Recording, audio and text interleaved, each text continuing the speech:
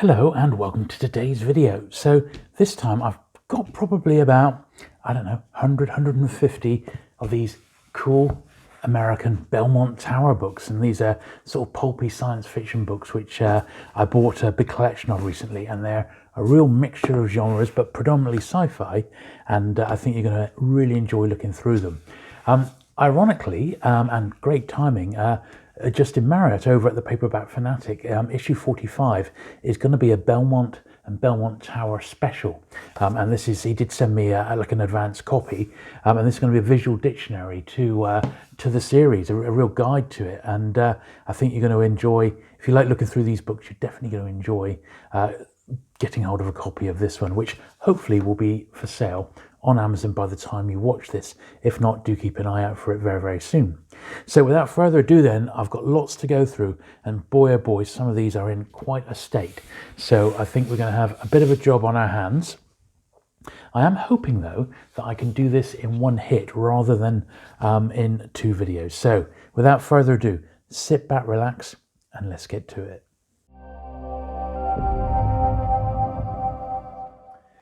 Okay then, so let's get started. So I will not beat around the bush because we've got a lot to get through today.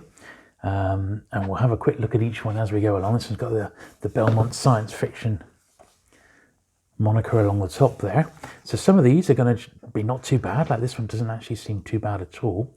Hasn't even got a sticker in.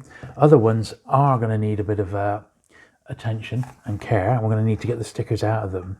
And also I'm going to give all the top edges a dust off, and also give the covers a polish as well. So you will recognize some names here, but you're not going to recognize them all. I mean, Theodore Cogswell, well, not exactly a name you might remember, but some of the anthologies you might. So Escape to Earth, here we are, science fiction novelettes, and there'll be one or two familiar names in there. They did do an awful lot of anthologies. So this is one of the few, like it's got a 3 and 6S. This is one of the few which has actually had distribution in the UK. Most of these did not. And in fact, even distribution in America was a little bit iffy, shall we say.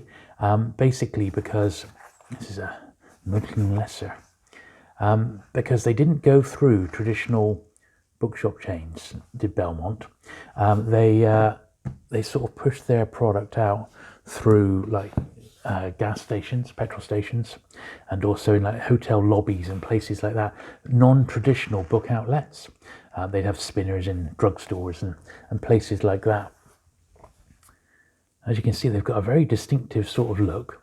I think I do prefer the science fiction ones, and there's a nice little selection of those in here. These actually, I haven't needed a massive amount of work at all yet, but I'm sure some of them are going to. But I'll wait till we've got a nice pile, and then we'll give them a good brush off.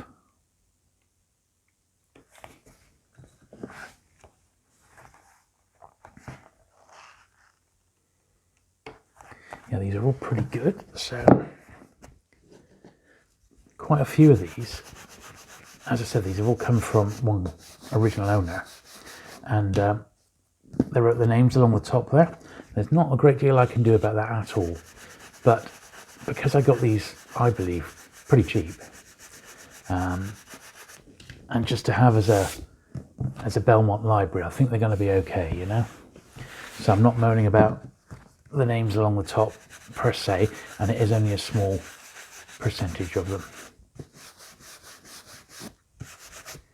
A lot of these gold Belmonts have got stained page edges, as is very common with American publishers.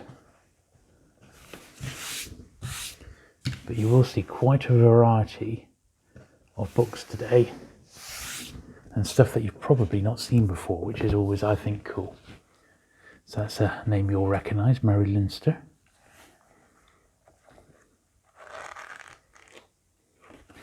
That one actually has got a little £2 British price inside.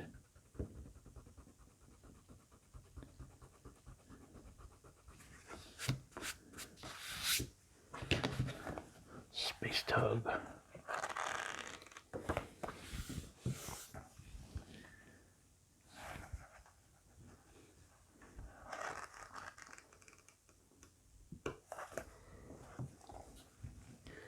This is a Belmont double. It's got a John Brunner in there. Bruce Duncan.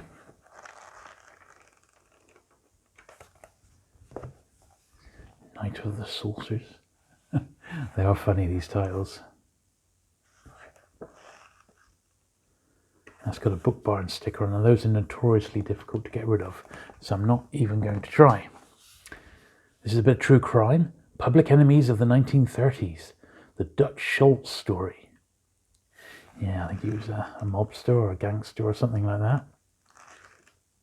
And that sort of sums up this publisher, that they did do quite a bit of sensationalist publication and sensationalist novels. They did also publish some comics as well. It's got a tiny little price in that one, very, very small.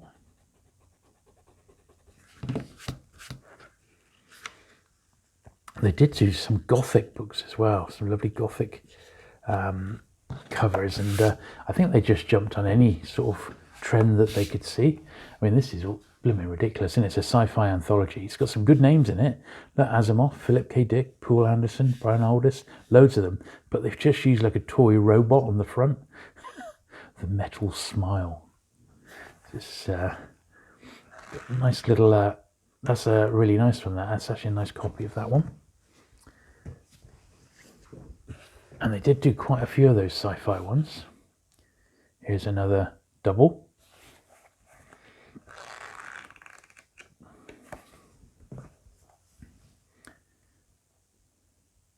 Bit of fantasy. Mac Reynolds.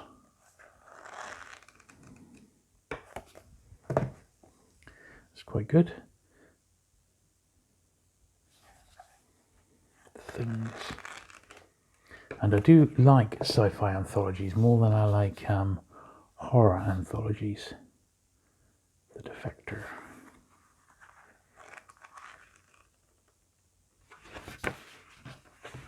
It's got an American $2 inside.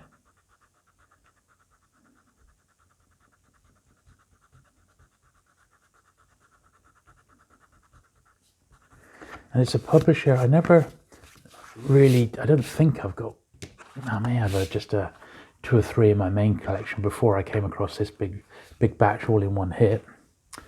Fleshpots of Antiquity. Well, and this has got a British 9 shillings and 6. So they're obviously selling to the sleazy market there. It's got a bit of water damage, that one. Oh, this is nice. I could actually collect Philip Jose Farmer. So this is one I'm certain I haven't got. The Gate of Time. I wonder if it's reprinted from somewhere earlier. I doubt we'll get that much comprehensive detail inside. No, just it looks like it's an original from '66. Well, that's all right, isn't it? If that's a Jose Farmer original. Really like him. I've not read a lot of his '60s stuff. It's mainly sort of early '70s to mid '80s is the period I really like of his. Now that looks a bit like an old Ballantine cover, and I don't think Belmont, I think they did pinch a few covers in that. They reused artwork and things like that. I don't think they really had much shame. They were quite, hackish in that regard. So it's just this one does seem like it's got quite familiar artwork from one of the Ballantine sci-fi anthologies. At least that's what it looks like to me. I'm sure I've seen that somewhere before, and I wouldn't be surprised. Give these a quick rub.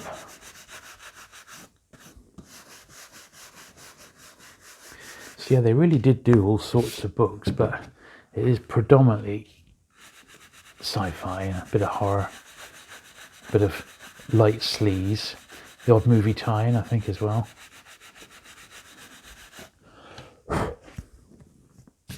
But they're not exactly remembered like that, and they're not really collected as a publisher. But I would imagine they've got their fans.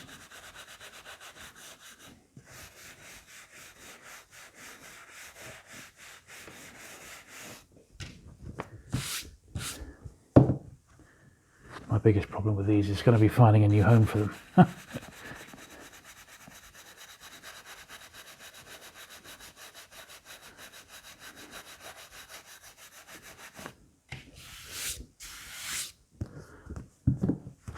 Lovely.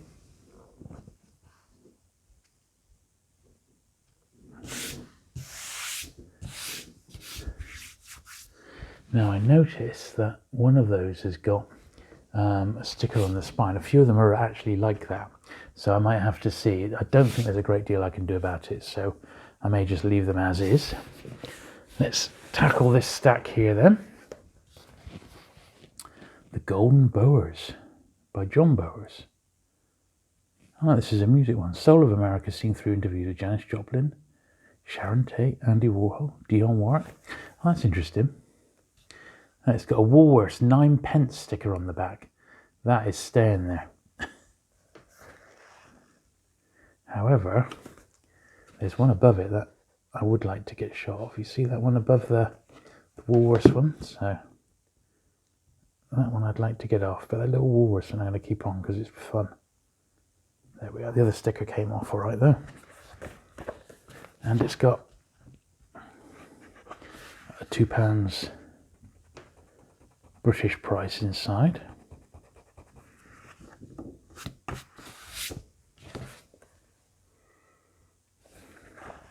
That's really unusual, that, isn't it?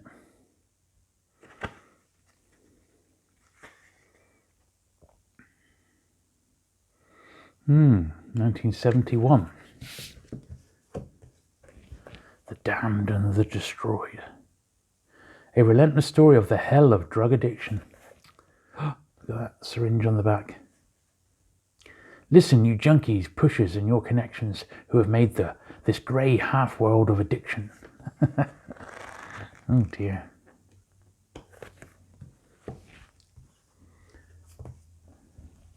Squirrel Jag.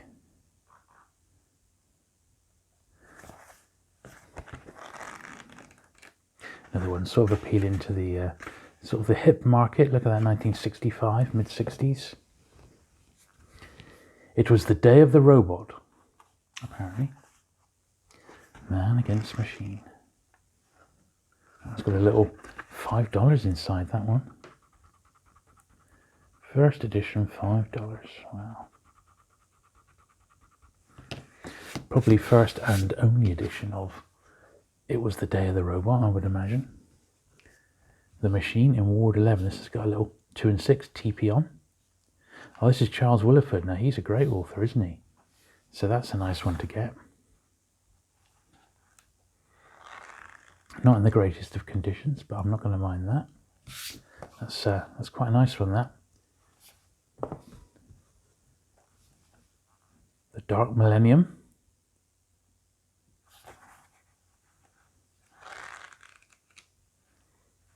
You can see there's not really much in the way of substance in these books. Most of them are quite, they're quite short novels.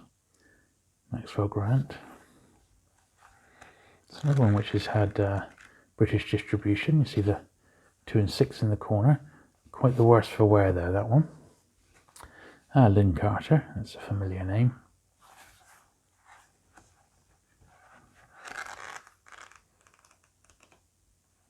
It's got a little 25 cents in the corner, I believe. Get a shot of that.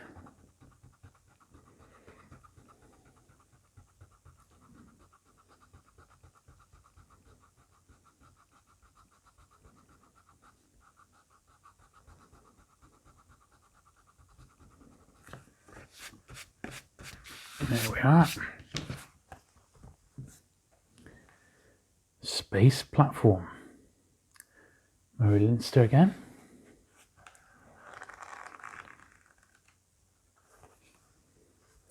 A photo cover for this. Crime in the Suburbs.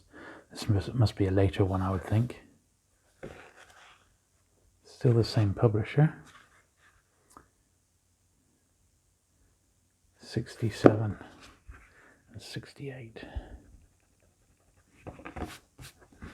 So again, just a little bit of pencil inside to clear out.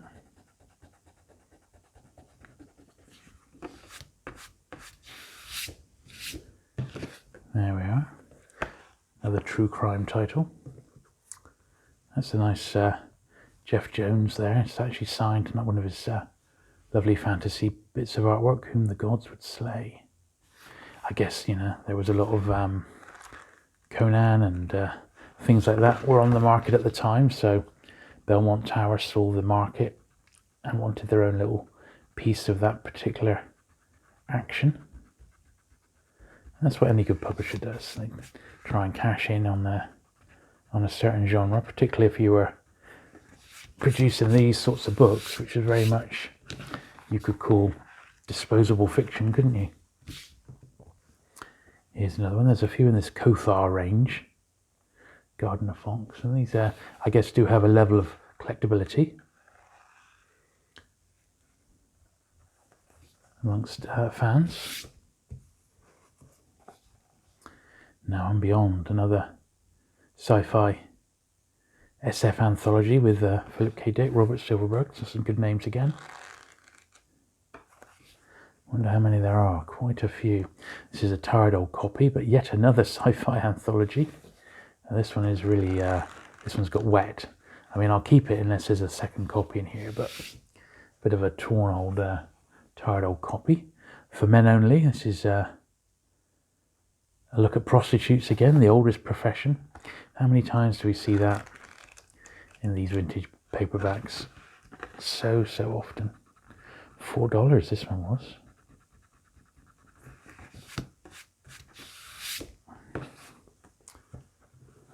This one's really cool. Nice superhero one. I love comic strip paperbacks, always have done. There's another one in the Kothar range. Very nice. A little 10p down the bottom.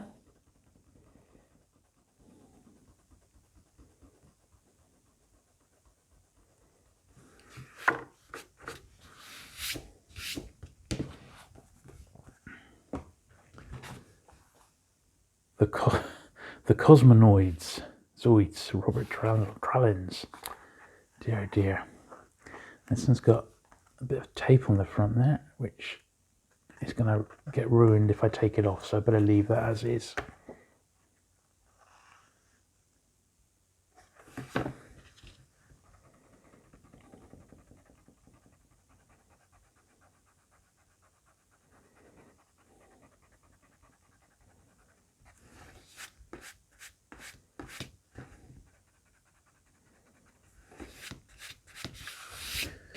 There we are.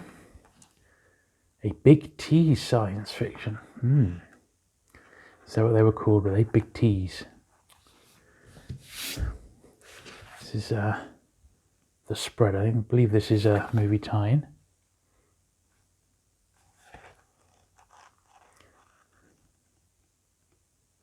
Quite a nice copy of that one. So let's give this this little lot a dusting off.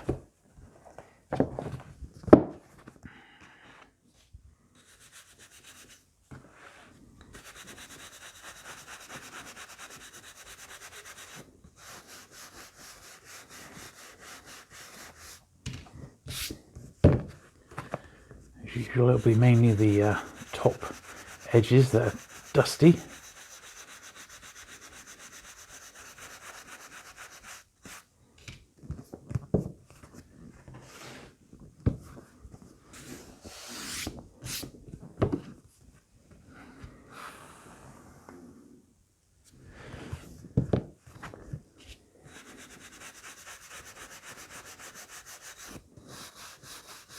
Although a lot of the books I bought from this same collection were actually in excellent condition. They weren't too dusty.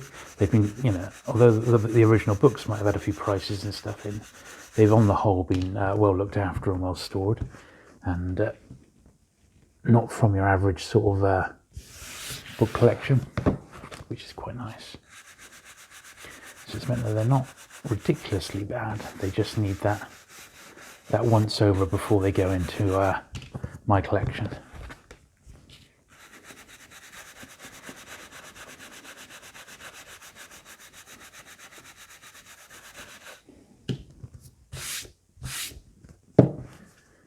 There we are.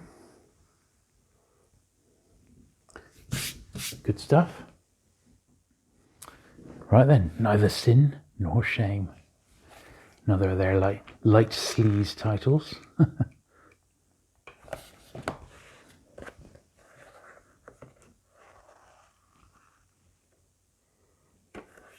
And thankfully they're not too bad, you know. There's look, a Belmont Gothic suspense novel. That's quite nice, isn't it?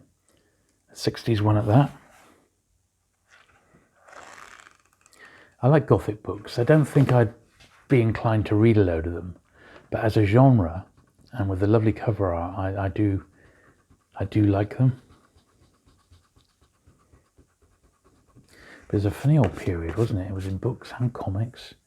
Just this like Gothic period. Dark Shadows, wasn't it, on TV? Yeah, quite unusual. It's a nice fantasy jacket on that one.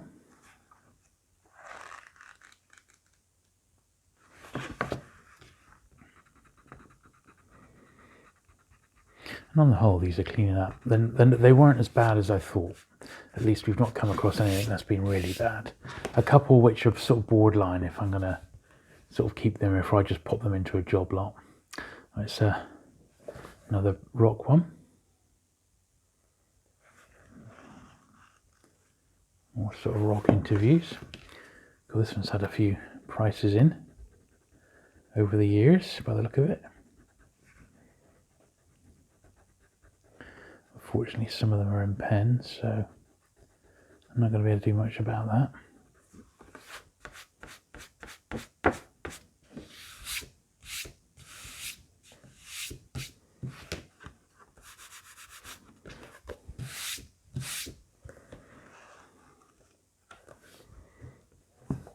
That's another sci-fi double. And this one's got Harlan Ellison in.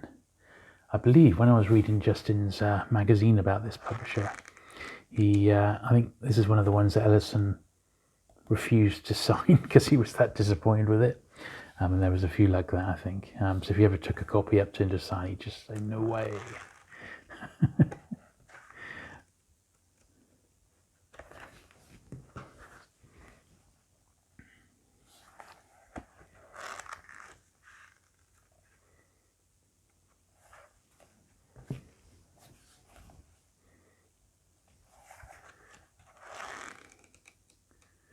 Newton's a nice cover, isn't it? As I said, we've got so many of these to get through. We're not even halfway yet. That I'm not going to hang around. I'm just going to zoom on through. That's a nice copy. Else the video will be 2 hours long, and I'm desperately trying not to make all my videos like miniature movies because no one can get through them in one hit. You've got to come back and pick them up where you left off. That's nice, isn't it? Lester Del Rey, the scheme of things. And that's not really the point, but at least it's given you a really good sampling of Belmont Tower. I don't think anyone's really covered these on YouTube before, so it's going to be quite fun. And Jack Williamson, look at that picture. Dear, it's awful, isn't it? Awful. That has got a rather awful 99p on the back. I think I'm going to give this one a stab at getting shot of because it's one that's been put on, you know, perhaps in the 70s or 80s, and it really does look out of place on the back there. Thankfully it's coming off all right.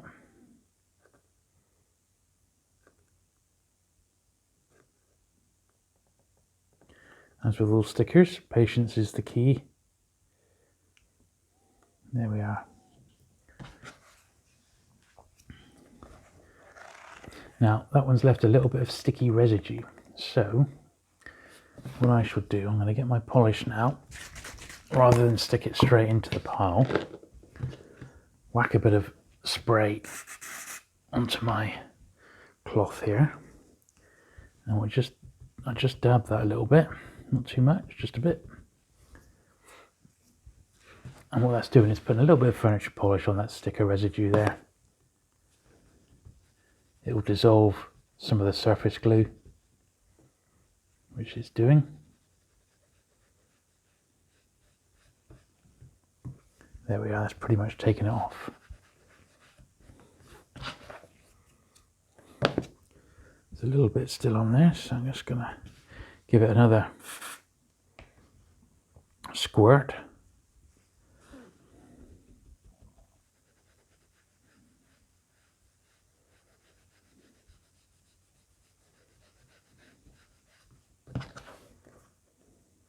Yep, that's fine. So that'll be okay. So when we go to do the normal polishing at the end, that sticker residue is just going to be nothing to worry about. Right, another Kothar book. It's bent over, and we got 150 inside there. Let's get that out.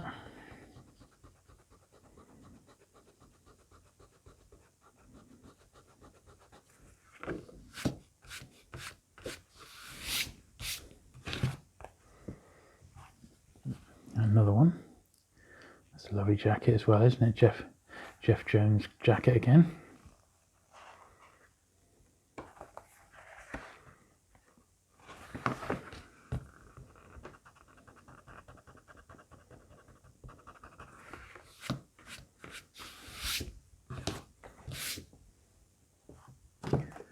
Just seen this one has also got a bit of sticker residue, but I think we'll do that at the end rather than doing it now. This was an old Badger book. Pel Toro was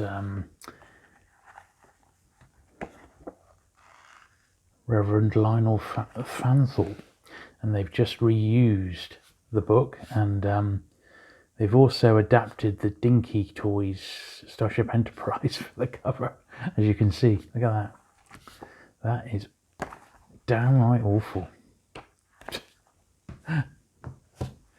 The Alien.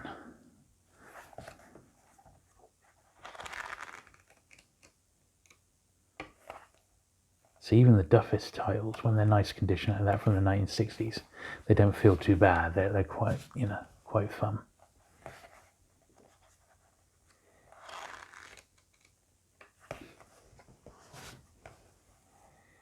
This one's a bit worn.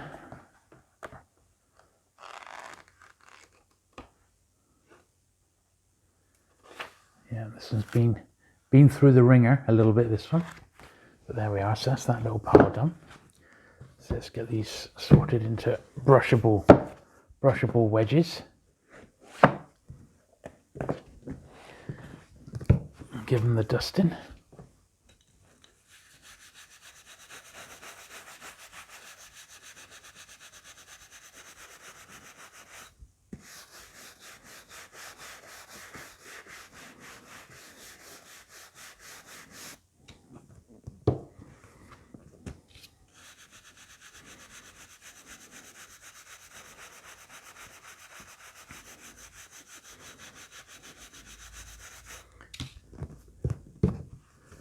Lovely.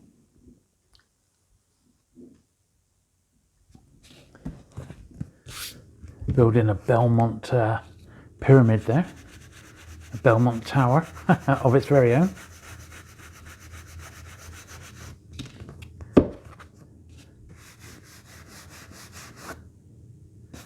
Some of them are worse than others. It's a bit of a weird old situation. But on the whole, they're cleaning up pretty good. I gotta say, I'm not too worried about these at all. Considering their age, they've been, on the whole, most of these have been through the second-hand market. So you wouldn't expect them to be mint or anything, you know. And to be honest, they weren't that well made to begin with. Even when the books were brand new, they weren't exactly the highest quality. They've very much got that feel of pulpy disposability about them. And that goes for a lot of 60s paperbacks, you know. They sort of were squeezing every last sort of drop of profit out of them. Okay, let's crack on. This is the first Kothar book. And I reckon we're about halfway through what we had to clean today. Maybe just under halfway. Kothar and the Demon Queen.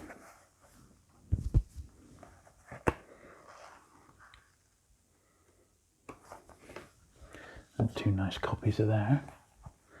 The Three Faces of Time.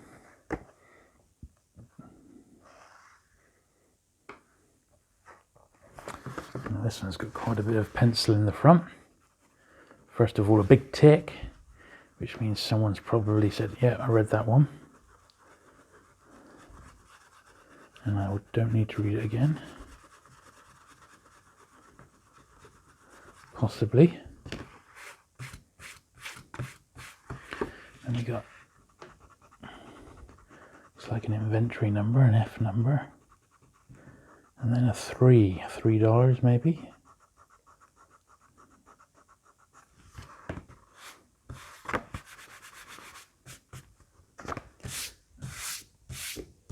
There we are.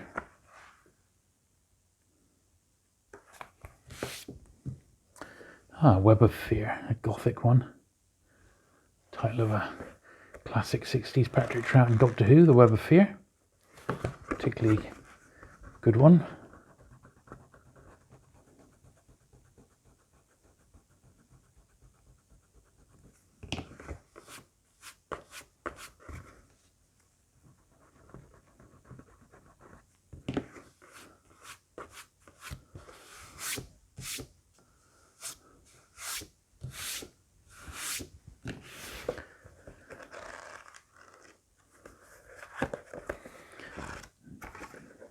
Little turned over page there as well.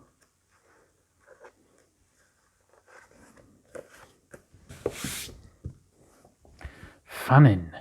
I think that's trying to cash in on, I don't know, maybe the Dirty Harry market. Say New York instead of San Francisco, possibly. Hard to tell, isn't it? Said 1971. Well, that was the year of Dirty Harry, wasn't it? The first film, anyway. One of my favourites. Had the great pleasure to meet Andrew Robinson 3 years ago in Birmingham. He played a Scorpio in that first Dirty Harry movie. He was a cool guy. Love Secret. The novel of a girl torn between love and desire. Look at this. This one's quite a mucky old specimen. It really is. Dear oh dear.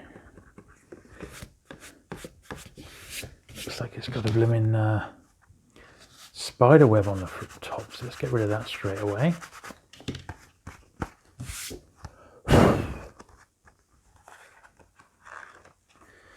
Also, the front cover, that corner there, you see that little corner's come away?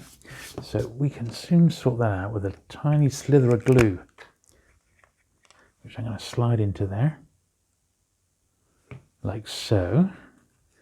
So we'll keep it flat down. Squish that all around the corner there.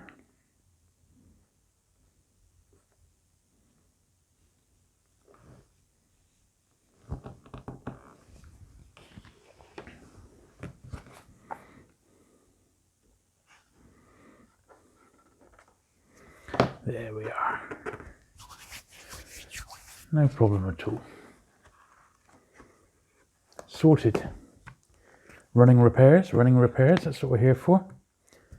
Give these that once over that they desperately need.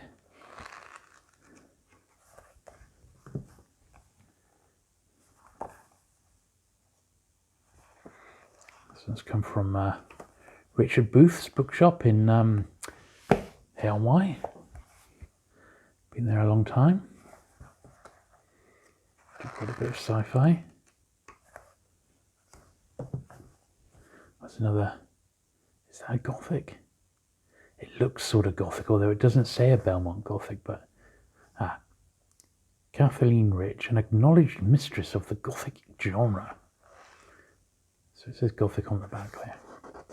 And I think Gothic, Gothic and Gothic romances is a genre which is becoming even more sort of collectible as the years go on, even though it was only very, very short-lived, wasn't it? Just a few years, if that. when it was in its heyday.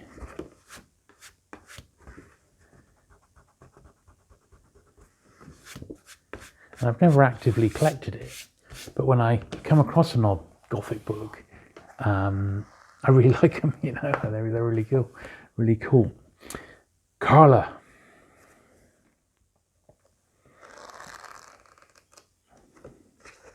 Someone didn't get far. Look at that, page 7. That's all they managed to get to.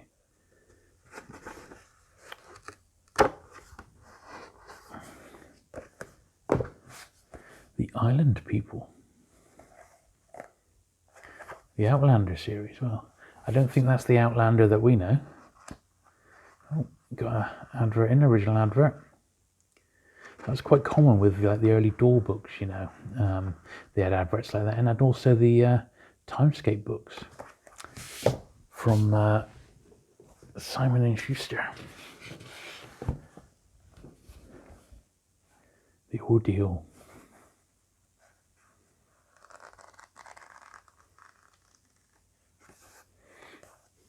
A little bit worse for wear, that one. Time to Come. Another SF anthology.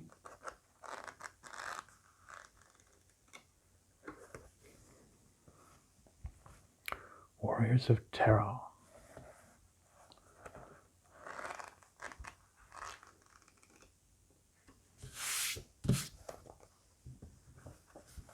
Time Beyond Time.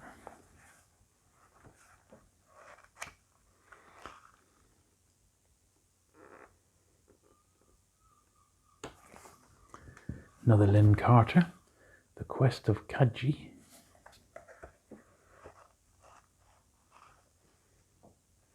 Got a little £1, top right corner there. And I am pleased that these aren't taking quite as long as I was worried that they might, because there's still, we are over halfway, just. It's another one by Lionel Fanthorpe that they've pinched.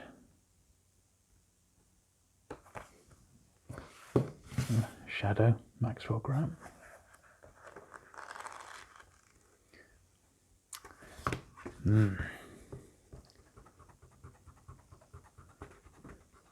Quite a tatty old copy. Not sure about this inside front cover. Looks like some kids' drawings or something, doesn't it? So let's just see if it does make any impact with my soft rubber. Not much. That's a bit better on this one. This is like ordinary pencil, whereas the other one is like a coloured pencil. Not that it's a high-end collectible or anything, but even so.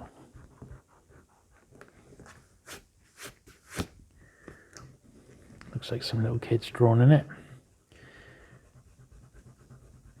How dare they, we say. How dare they? I blame the parents.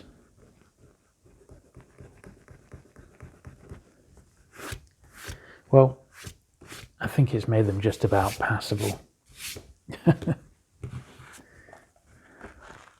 Not that it was a copy that was going to set the world on fire, let's be honest, look at the state of it. But it's the principle. Okay, all right, let's give this little lot a brushing.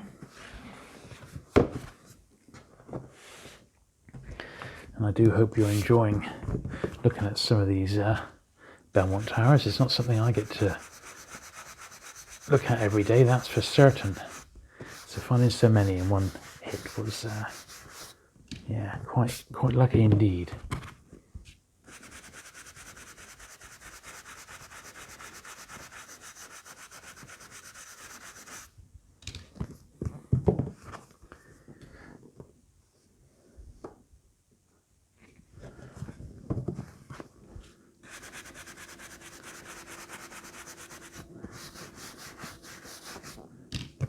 Got a lot of dust coming off this particular lot here for some reason.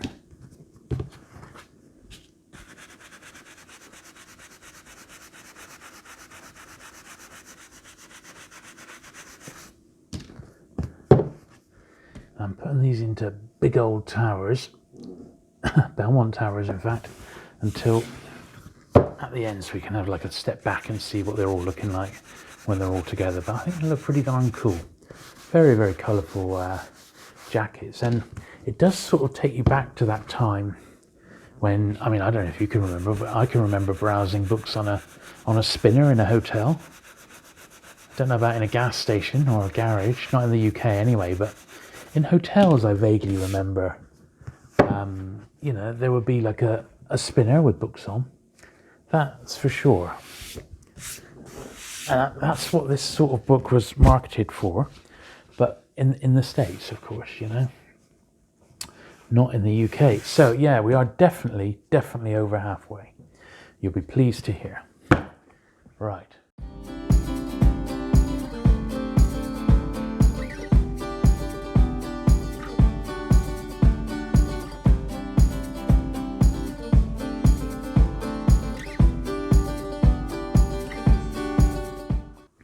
Right then, Dorothy Skinkle, Star Giant. This is a big TSF. Beyond the Barrier of Space, another Peltoro. It's another Lionel Fanthorpe. I wonder if he knew. He must have known, since they've used a few of his. They must have known. Look at this, a Belmont Gothic again. Clove Crest.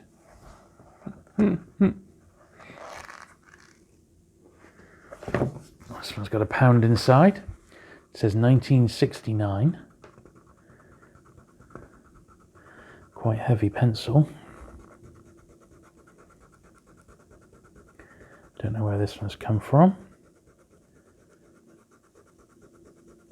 1969, eh?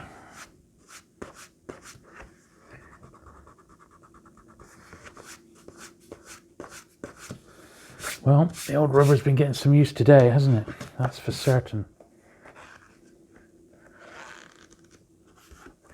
There we are. That's like the cover to Hair, isn't it? Edited with an introduction by Norman Spinrad. Another SF anthology. Some cool names on the back there. And I suppose that is one thing that this publisher has done very, very well, is their SF anthologies are generally, they've got some good names in there. Probably the same old stuff being churned over again and again from some of these authors, some of their early sort of pulp work. But The Mafia, original title, The Savage, Noel Cladd. Never heard of him. Noel Cladd.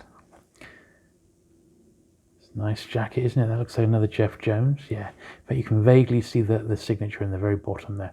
Quest of the Dark Lady. Yeah, that's pretty nice. The terribly slimy ones.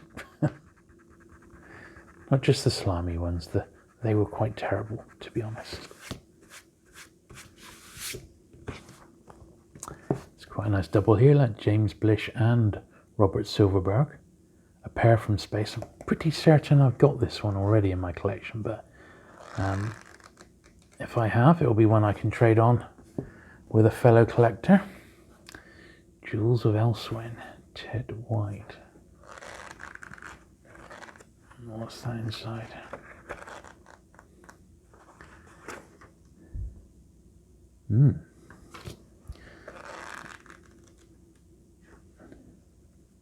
This one's got a few turned over pages. We're not going to hold it against it, but I'm going to turn them back.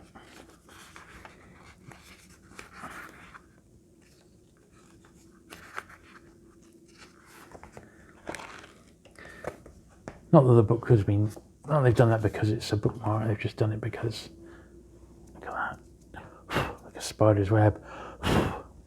Yeah, the books have just ended up like that as they've been packed away.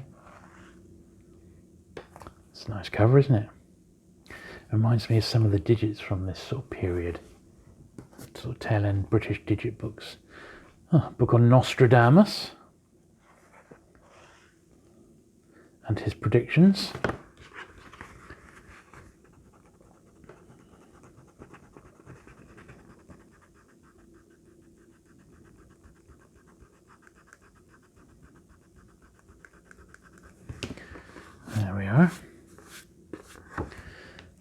A little bit left over.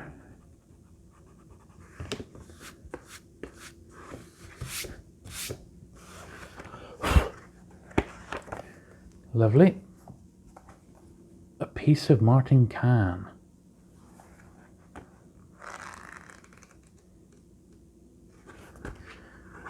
25 cents inside here. So it's funny, but almost all of these have been through like the second-hand, at least one second-hand shop, sometimes two or three. And you can sometimes see multiple prices in pencil. The throwbacks. Beyond human experience. But reading these, they're so, or looking at these now, they're so short, aren't they, a lot of these? They're only like, this is a slightly longer one, about 150 pages on this one. But some of them are as little as 100. And a very, very small amount are above that. So they very much sort of disposable, airport reading maybe. Pick one up, take it to the pool, and just leave it behind if you didn't like it or if you finished it.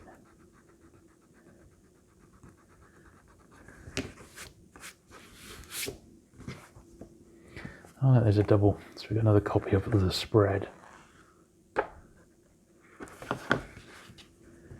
So I have at least one swap. So if you're into Belmont Tower, and I'd like to know if anybody watching this is at all into collecting Belmont Tower, but if they are, I'd like to know. I don't know anybody else who collects Belmont Tower, so it would be very curious to know if there is someone out there who's a bit of an authority, beyond Justin, of course, with his magazine there. Over the Edge, Let's Stories from Somewhere Else by Harlan Ellison. That's really nice, isn't it? Oh, there he is. That's pretty cool as well, isn't it, on the back? He must have been pleased with that. Because they've given him the treatment there, haven't they? Let's be honest. That's a nice, really nice period Ellison, that, isn't it? Yeah, lovely. Tower at the Edge of Time. Sounds like a Hawkwind album, doesn't it? This is a pretty beaten up old copy.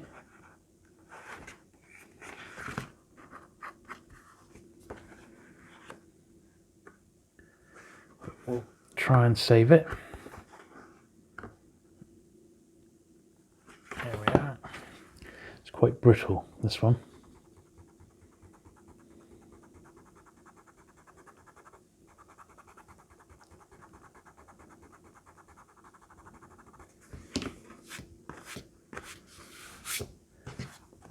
Lovely. The Human Zero, another one of their awful photograph covers, which I am not a fan of.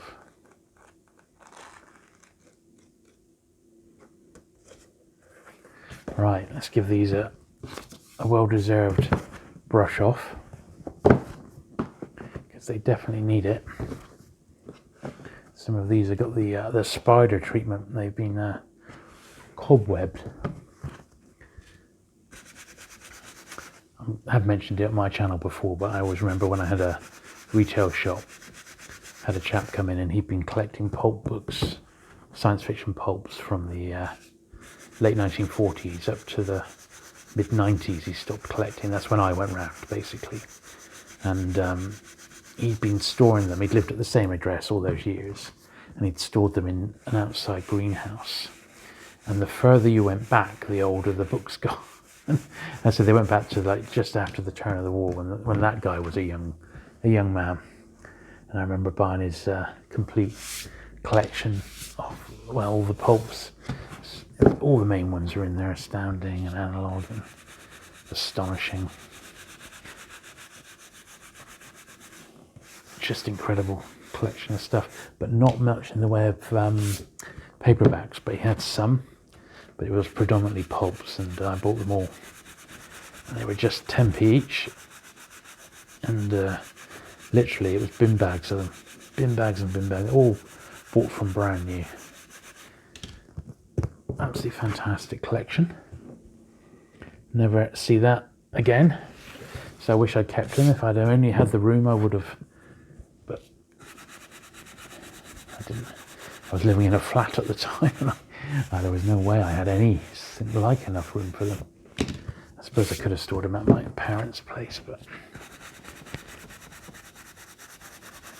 not to worry.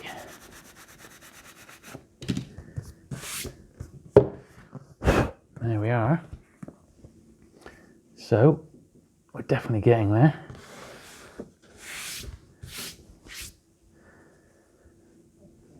That's a nice A. Van Vogt. First one of those I've seen. This is actually quite a nice sized one as well, isn't it? America's most widely read writer of science fiction. I don't know if that was ever really true.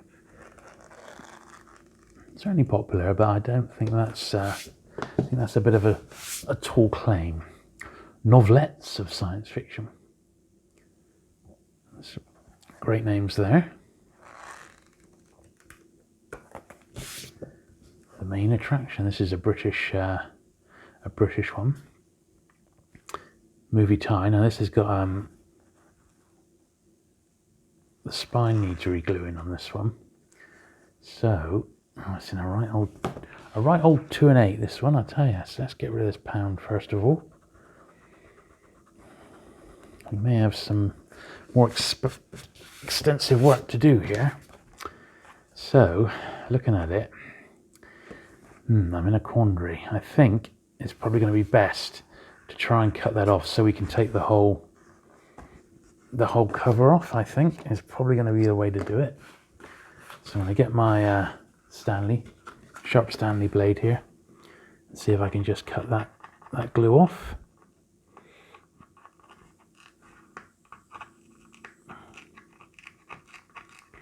Yeah, it's coming away quite easily.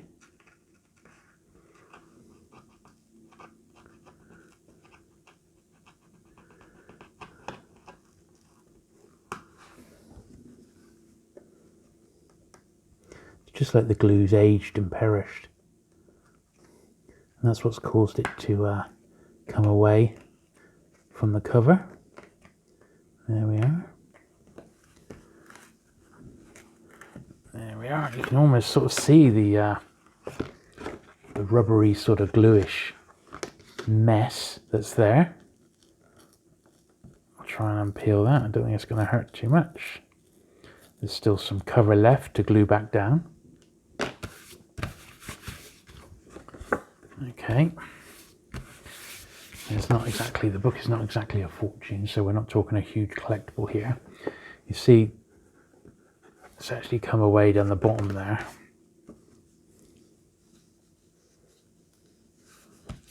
But that's okay, now that we've got that flat, we need to sort this spine out a little bit.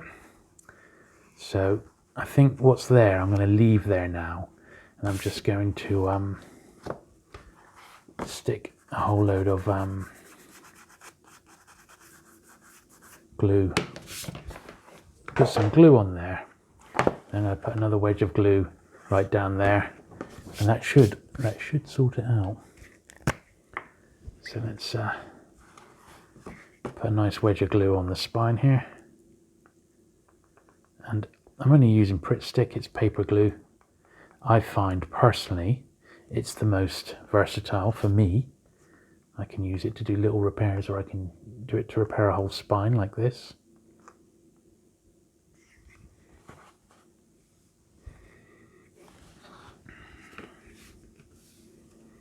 Now this I need to be a bit more careful on because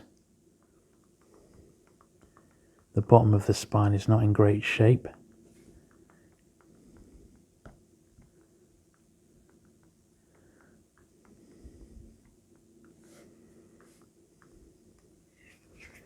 But hopefully, put the two pieces together now.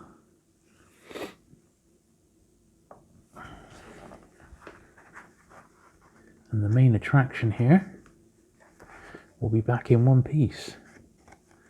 That is the plan.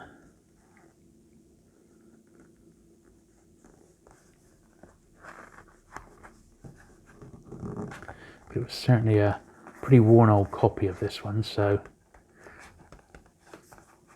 it's just giving it another breath of life, but not that much. It's on its last gasp still. Yeah, quite.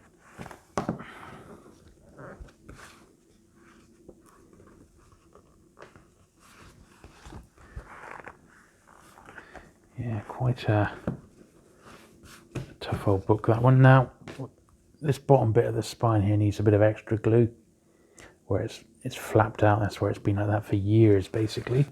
So I'm just going to put an extra wedge of glue in there, a bit of targeted repair glue there, in the hope that it keeps that bit in, which it's done. If this was a really expensive book, I would have reinforced that from the inside and then re-glued it, but I don't think it needs it, not for something like this. I mean, it is literally on life support, so that'll do. Certainly better than what it was. Lovely. Venus in Furs.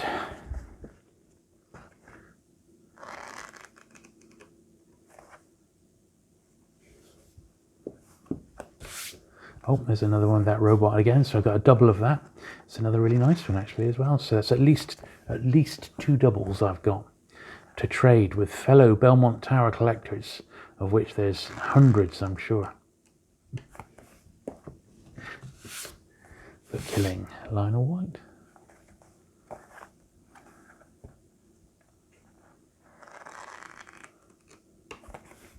But seriously, I would be genuinely curious to know if anyone collects this publisher seriously, and they're trying to, you know, like get everyone.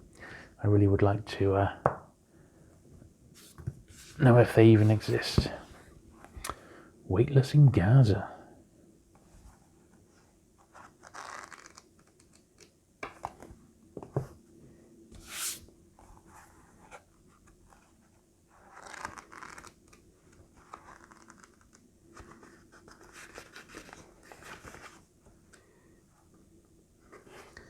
Mrs. Glenn Clayton from San Diego. She will forever be associated with that book because I can't get her name out. Runts of 61 Sugny Sea. Can you believe it? What is this? My Name is Violence. Another true crime by the look of it. I don't know if you can hear the plane going over there. We've had birds, we've had planes, we've had a helicopter. Well, what's a bit of peace and quiet while I show you these books, you know?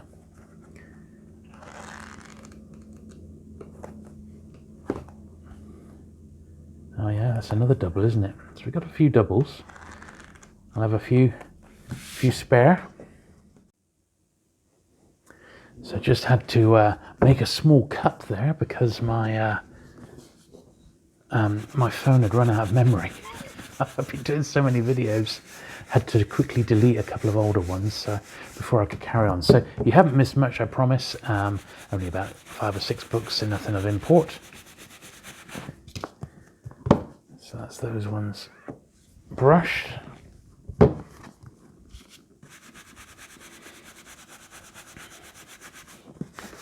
But I have done quite a lot of long videos lately, and it's just been the way it goes, you know. Sometimes the videos end up being quite long. My November's pickups video was a good hour and a half at least, you know, and but there was a lot to go over. There was some absolutely fantastic books there. Lots of British SF, Panthers and Pans, and J.G. Ballards and Philip K. Dix. If you've not watched my regular monthly pickup videos, they're the ones, because they are superb. And I really enjoy cleaning that month's pickups. For December, the pickups are slim, because I've been concentrating more on buying presents for the family and things like that. Right, the last little pile.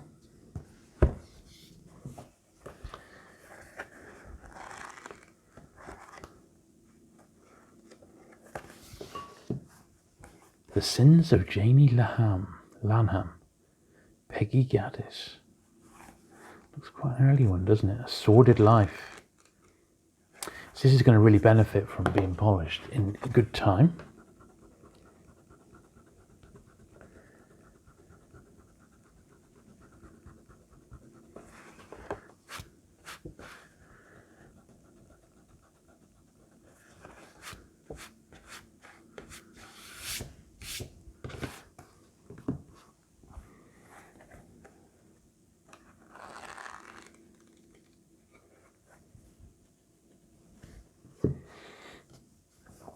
Another one by Harlan Ellison. Good stuff. Nice condition, that one as well. The Strasbourg Collection.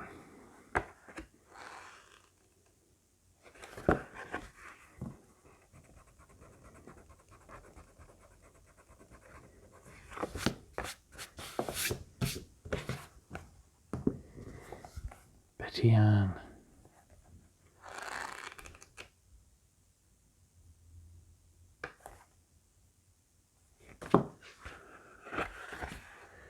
Has been unread. The Last of a Race of Interstellar Nomads. The Fixation.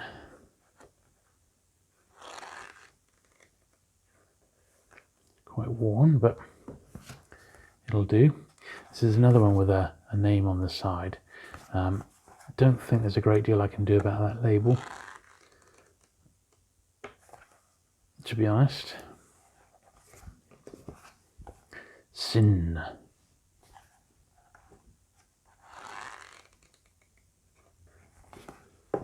Okay, last little pile.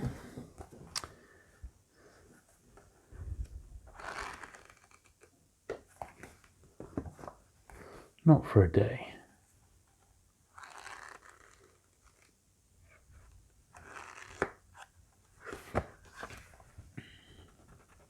Another one looking a little bit worse for wear.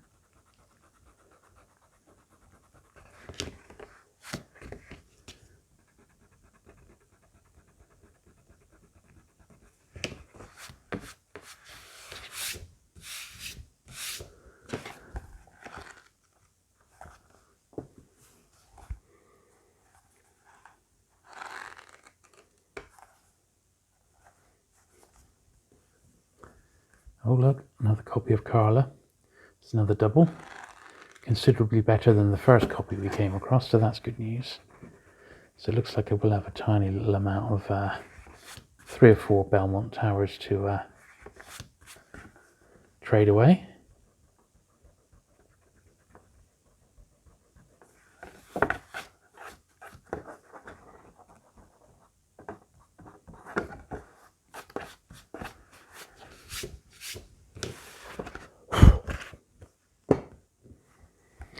The 2 Mrs. Carrolls. Bogey's Greatest Film. Humphrey Bogart, eh? I would dispute that that was Bogart's greatest film.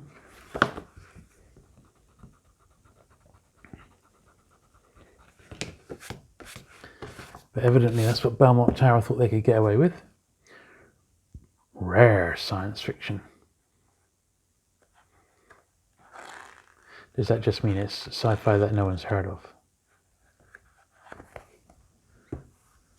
Cool Man.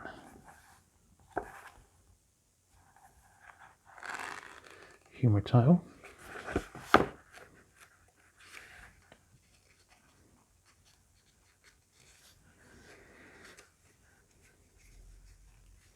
Stubborn little corner fold there. There we are.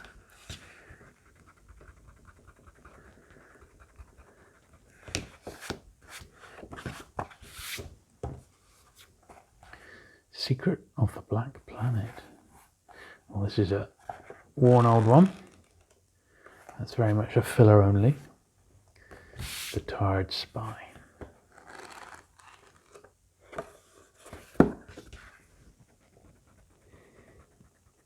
There we are.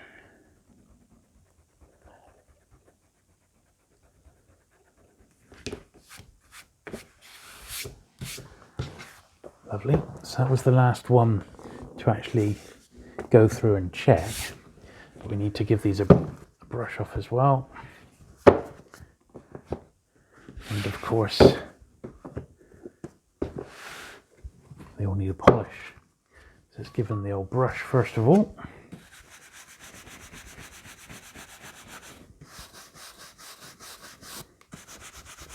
Some of these really needed a good brushing because they had spider's webs on the top.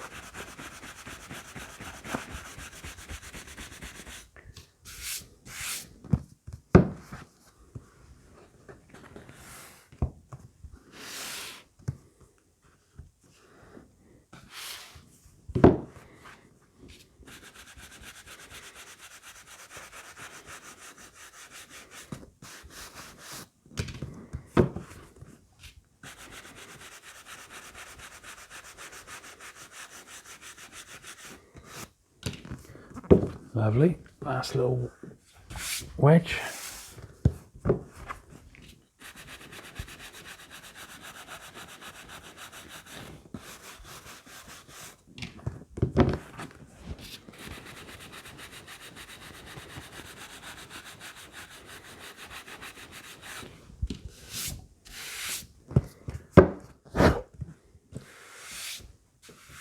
There we are, wow. Well, I think it could have taken longer, but I'm glad it didn't. So next stage then is a bit of polishing. Right then, without further ado, it's time to get polishing. Now, some of these are absolutely fine. They're not going to need hardly anything at all. Others, however, we're looking a bit the worse for wear. And it may be that there's just no hope for them. But until we give it a try, like something like this, it's only going to need a cursory going over, just to sort of get rid of the any sort of invisible dirt and fingerprints that's, you know, amassed over the, basically these are, you know, 50 to 60 years old, these books. So in that time, going through the second-hand system, it's inevitable that they've picked up fingerprints and dust and dirt, and we've pretty much got to the bottom of the dusty part. That's all been done, and internally these are pretty much as good as they're going to get, which in some cases is great, in other cases is, well, it is what it is. So the last sort of step of the process is just to give the covers a little polishing up, just to get them looking as nice as possible. Sometimes it's quite amazing what comes up off these books. None of these particularly looked as if they'd come from a smoky environment, which is, you know, fatal with a lot of these books. Well, I say fatal because it does stain the spines, and you can generally get a little bit of it up, but you can't get it all up. And when that happens, when the books come from a smoky environment, you know, there's not a lot you can do about it, really.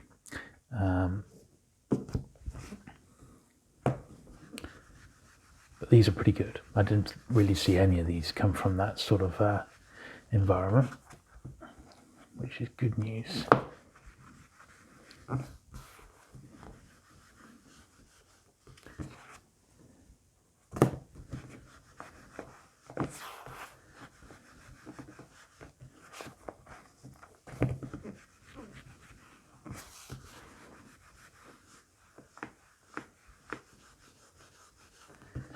It is amazing. It just gives the books, it just lifts them a little bit, you know. It really is quite something until you actually put the polish on. And I said, it's just ordinary furniture polish. I have had people say to me, well, I can't find that in America. And unfortunately, I looked into creating a cleaning pack with all the bits and pieces that I use to clean books, and send it out, you know, around the world. But unfortunately, of course, I foolishly forgot to realize that Mr. Sheen is an aerosol, and you cannot send those sorts of products overseas. because of the risk of like explosion and stuff like that. So I could put a pack together of cleaning material, but it would have to be minus the Mr. Sheen. So what I would say is, what is the equivalent in America of basically an all-round furniture polish similar to Mr. Sheen that will do the trick, which isn't too sort of adhesive or abrasive, but just enough to put into a soft cloth, which is what I do, and give your book covers a nice clean. What is the American equivalent? That is what I'd like to know. So if you can help with regards to that, do please leave a comment down below.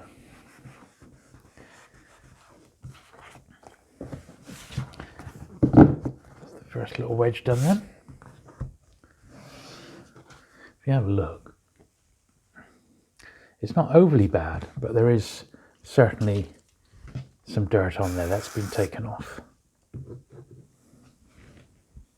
And that's fine.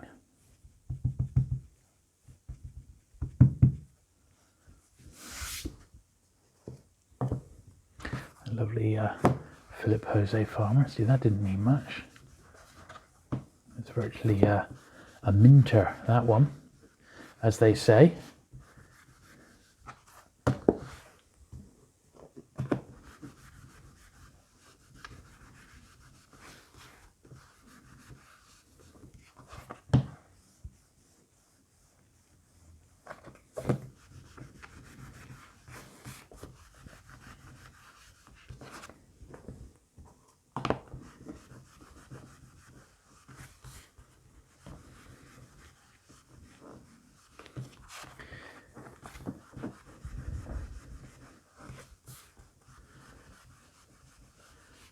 Yeah, a lot of these coming up very, very nicely, which is what we were hoping for. Just another way to enjoy the books till I get around to cataloguing all of these, and I'm not 100% sure how I'm actually going to do that.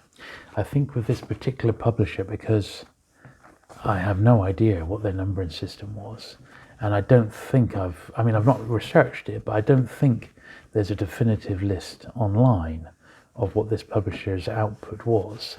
I think that my best bet is just to do them by author surname, and if it's an anthology, you know, just put who the editor was of that anthology. I think that might be the best bet, just so I've got a record on my in my cloud storage of what books I've got in this from this publisher, because else I think it's going to be very, very difficult to remember them all, because there's just so many.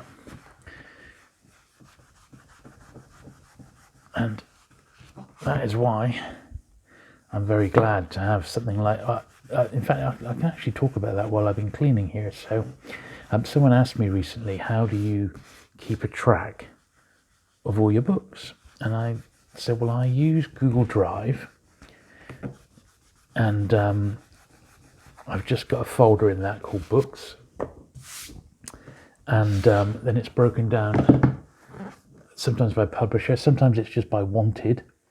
So for example, I don't know, the James Bond books. So I've got all the British ones that I want now, but I am still trying to put together a run of American first paperbacks, of which I think I need 6. So I couldn't tell you what those 6 are off the top of my head. I could have a guess, but I couldn't tell you exactly. So that is a very short folder showing what I'm looking for, because I've got most of it anyway. My Penguin, for example, that's a different sort of a list, because my Rare Penguin books, I need 7 books to finish the first 1,000 in first edition. So those are listed, but I know that everything apart from those 7 in the first 1,000 books I've got. So I don't need to list those. But after 1,000, I've got a listing of each number that I've got instead, because then, you know, it's a lot more spaced out. The door books, for example, the lovely yellow door books, those are numbered in a series, which makes them very, very easy to catalogue. and I've just put down the numbers that I've got. 2 lists there, so I've got the numbers that I've got, and then I've got the numbers that I need up to a certain point. So with the door books, ultimately I'd like to get the first 500, but I'm working on the first 100 at the moment, of which I need just 10 more, and then I've got the first 100 door books. I am actually planning a door books video early next year. I've been requested to do them in a bit more detail, and since I got that door collection a year or so ago, which we cleaned up over a couple of videos, I've added some to it, and I've also got a couple of lovely door catalogues which are fantastic. So I've got a few more bits to show you, and I think it would be nice to go through the door list in publication order. I think that would be really, really cool. So look out for that door video soon-ish, sort of January 2022 with a bit of luck. These are generally coming up all right.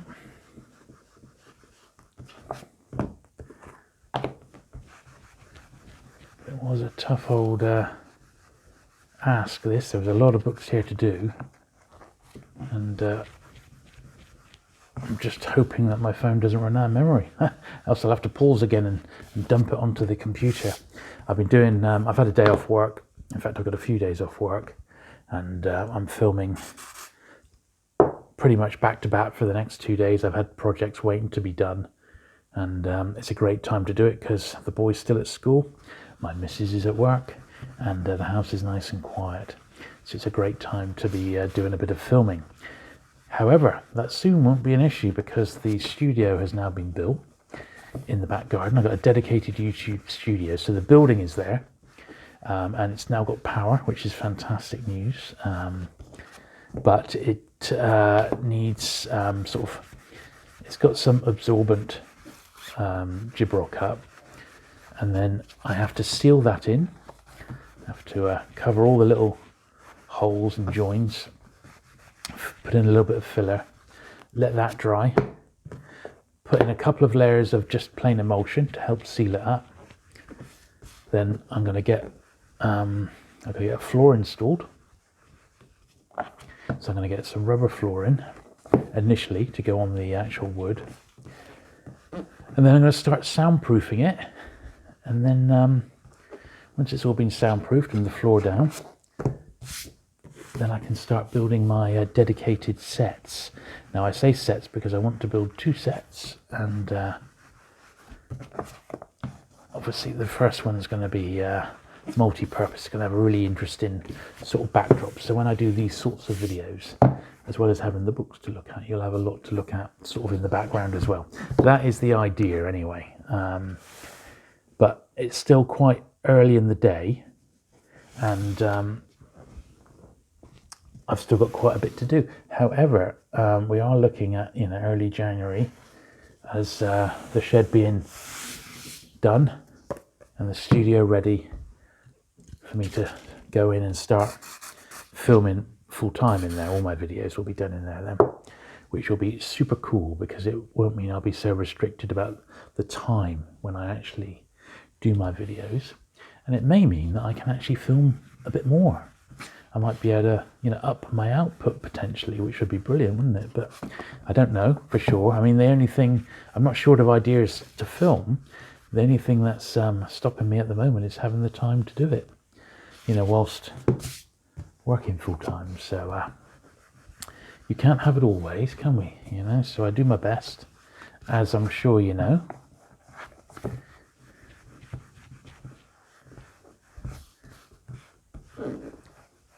But I suppose if you ask anyone who makes regular videos on YouTube, they'll say the biggest downside is not having enough time to do it.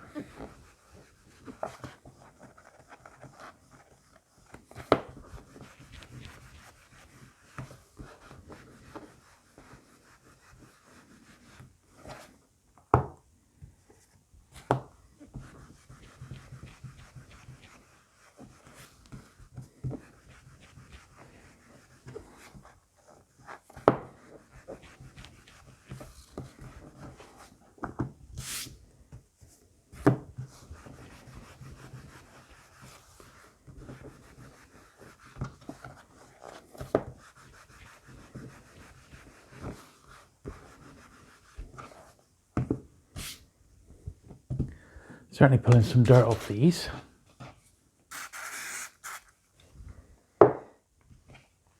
As is always the way. If you like these cleaning videos, I now have a dedicated channel devoted to cleaning my, where I'm systematically going back and cleaning all my old books as well. It's been going for a couple of months now and it's off to a great start. It's called Unintentional ASMR because that's what it is. Apparently people like to listen to the sounds of the books being cleaned as well as me talking about them and that. So Unintentional ASMR, book cleaning and repair. I'll put a link to it down below. And that's where you'll find a dedicated channel where I'm systematically working my way through my entire book collection, hardbacks, paperbacks. I'll have some other bits and pieces as well on there. I'm doing the best of what's been on this channel. I'm repurposing, I'm taking out a lot of the bells and whistles and making it a bit more noise sensitive, as it were, so it's not quite as garish. And those videos are going up every other week with a brand new cleaning video in the alternate weeks. So there's some good stuff on there to be had and lots of exclusives, some stuff that has never been seen on this main channel is starting to appear on there. So if you like these sorts of things, it would be fantastic and I'd be most grateful if you wouldn't mind subscribing over there as well, so I can hit 1,000 subscribers and then I will stop asking people.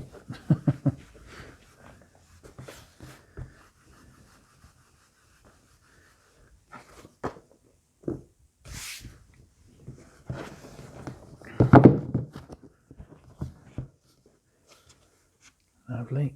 They're coming out really nice, to be honest, these.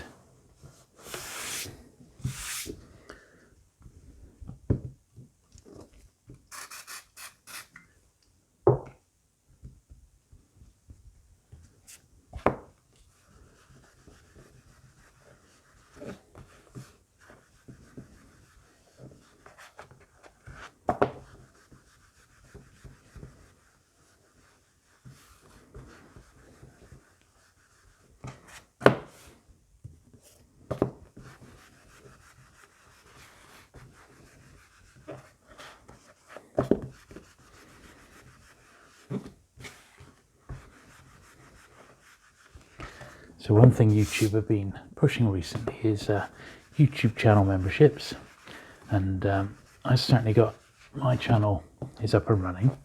So if you ever fancy supporting the channel, either on YouTube itself through the channel memberships or as a patron, and we've seen them earlier on today. I did always thank my patrons in my videos and my channel members. You can do so from as little as $1 or £1 a month.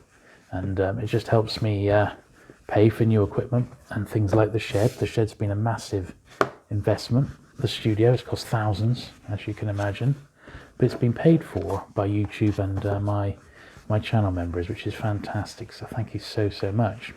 But if you wouldn't mind helping me out, if you'd like to,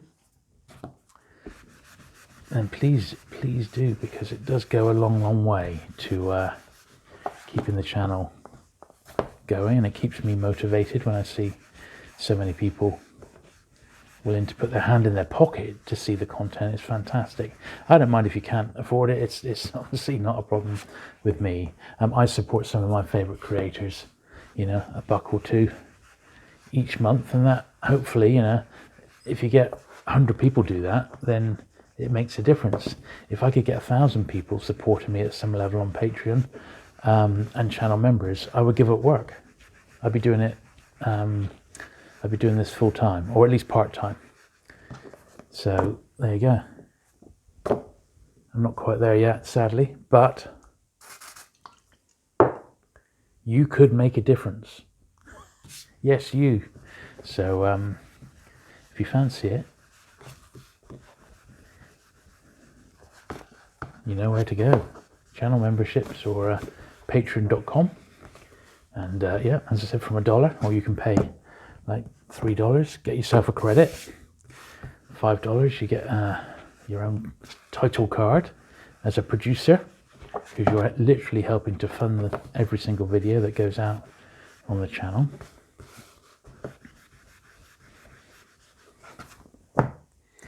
And some of these sometimes get tens of thousands of views, so you never know, you could be famous. You could end up sponsoring a viral video. How would that be?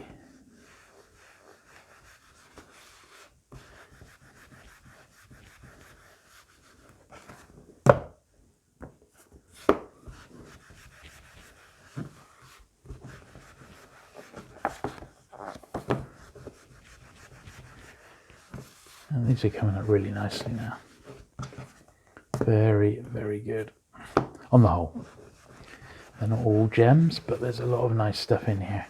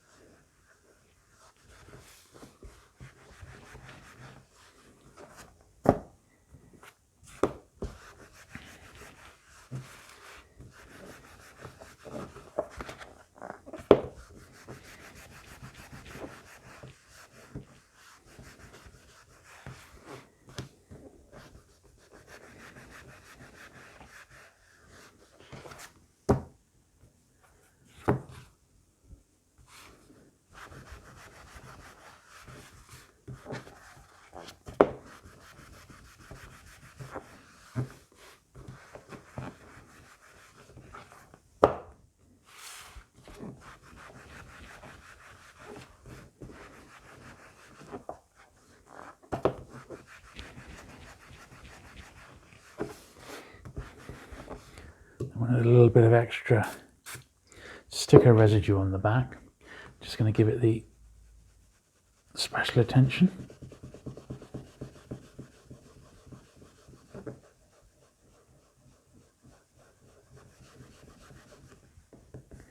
Yeah, it's still left a bit of a mark, but at least it's not sticky anymore.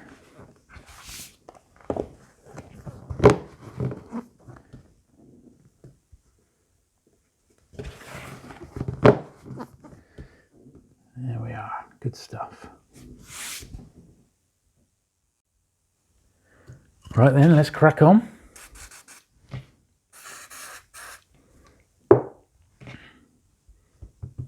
Still got loads to get through here.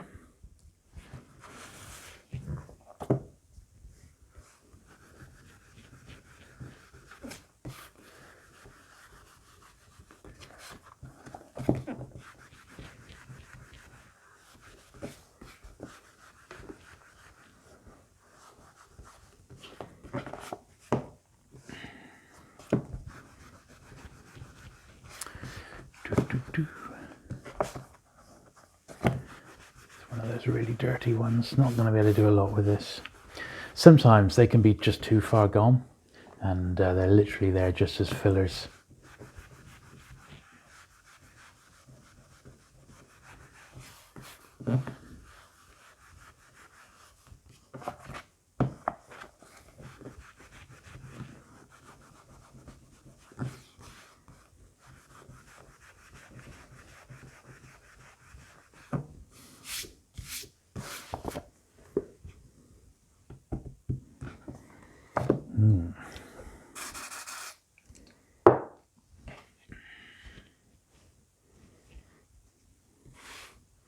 Trying to get a clean bit of rag here.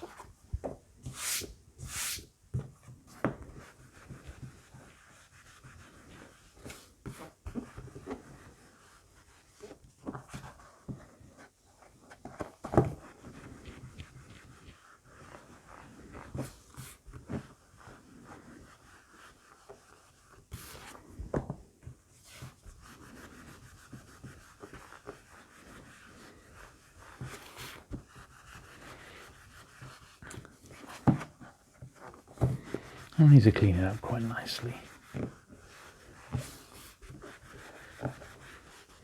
I hope you're enjoying looking through them.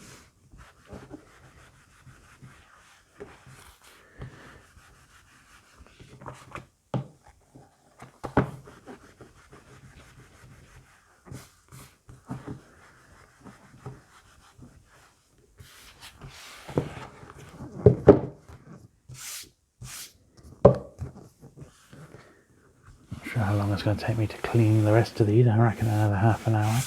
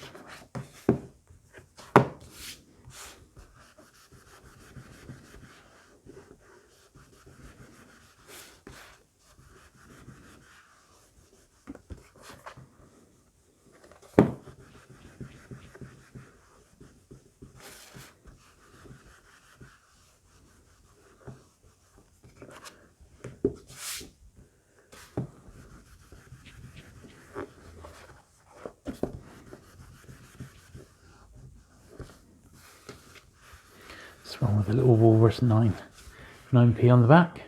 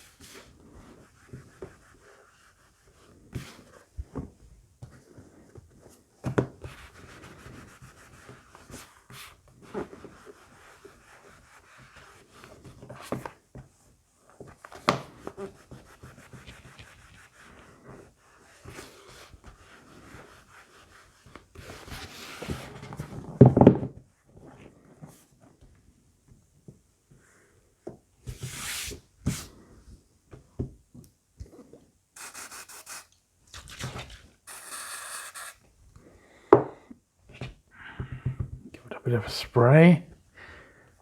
This.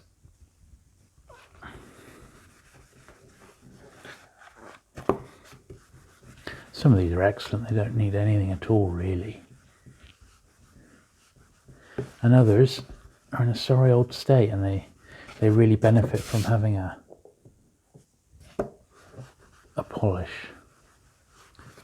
But sometimes they just, like this one's really hammered, it's almost too far gone to make much of a difference, so I'm not going to really worry too much about it. But it might make a mint book even minter.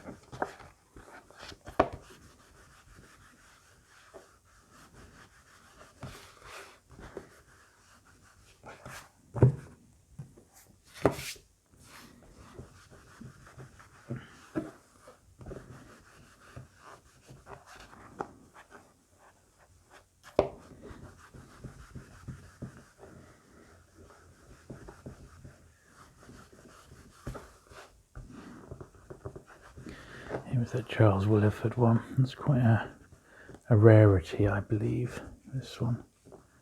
Well, if not a rarity, then certainly collectible, but it's not the greatest copy by any means, but it's nice to have all the same.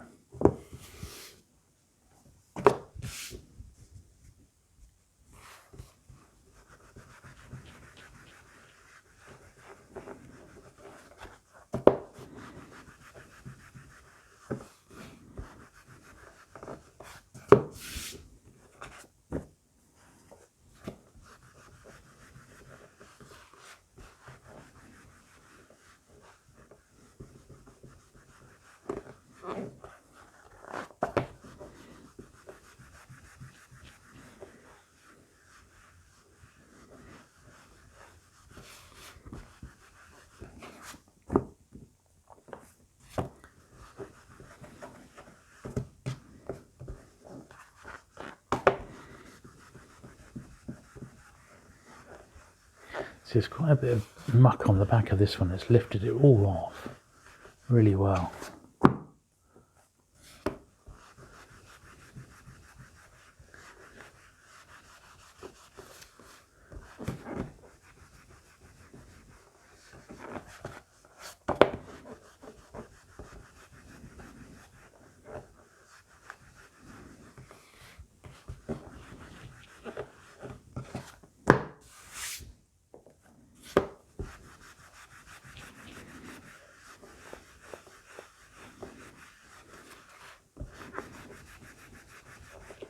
Pleased to see this one was included in the collection.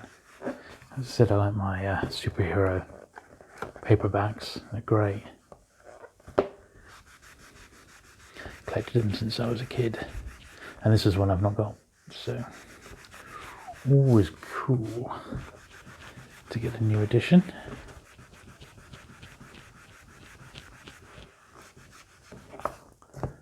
Or two.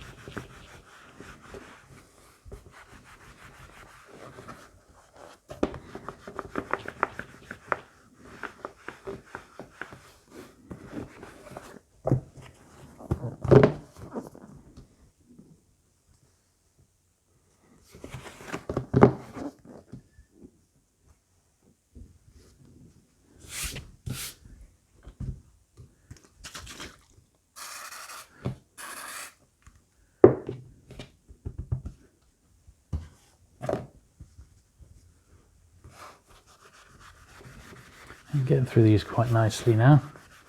I'd say we're over halfway, maybe a little further. And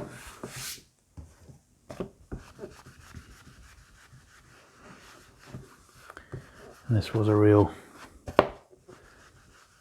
job, but on the other hand, there's some cool books to look at, some blooming crazy books to look at from this publisher, and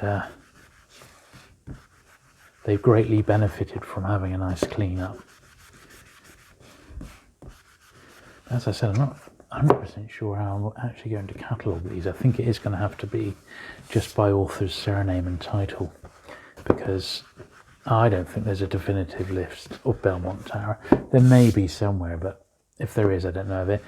If there is, once again, leave a comment in the description down below in the comments section if you've come across a list of Belmont Tower. I said, I don't think there's that many people even collecting them. Not like that. But there's certainly books within the Belmont Tower list that are themselves collectible. So let me know if you've seen something here that you think is quite juicy and sought after. I think there's a few candidates for books, you know, the ones with the Philip K. Dick stories in. Some of the Gothics are particularly nice, aren't they? But whether there's anything, you know, mega in the world of Gothic, I don't know. I don't think there's anything special in the sci-fi beyond what we said about the Philip K. Dicks. And even those are anthologies. There was that nice Ellison, wasn't there? That's a dog, that one. There's that really nice Harlan Ellison. In fact, there it is. Literally, I put my hand on it as we were speaking about it.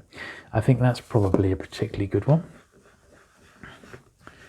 You know, that'd be of interest to an Ellison collector, I would think. Even got a foreword by Roger Zeleny.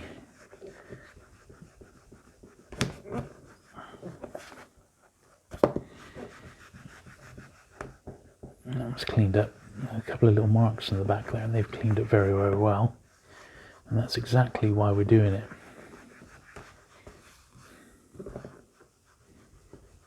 Just general fingerprints and that's going to make that book, which is,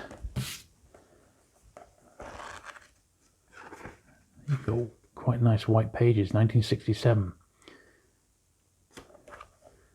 Look at that. That's a really, really nice tight copy. If only they were all like that, eh? But sadly not. Sadly not.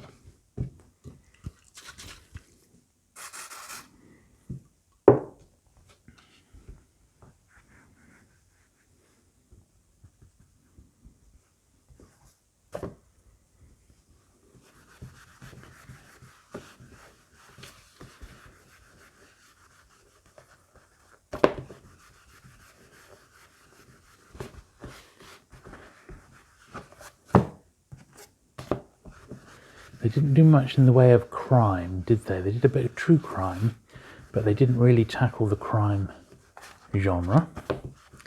And I think even their sci-fi was not exactly A1, was it? It was probably stuff pulled from really old pulp magazines rather than anything brand new.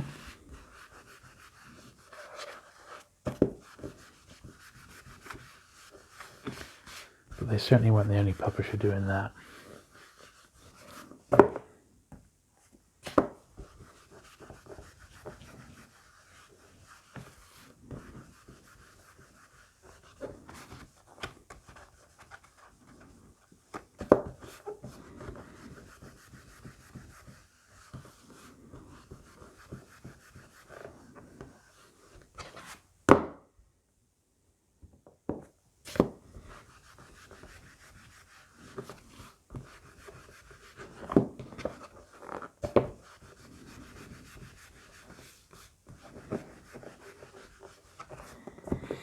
I suppose what I could really use is an assistant, a glamorous assistant to go along, and they could be doing the polishing while I'm doing the internal cleaning.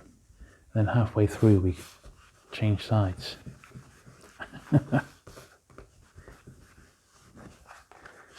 Volunteers for a glamorous assistant, please.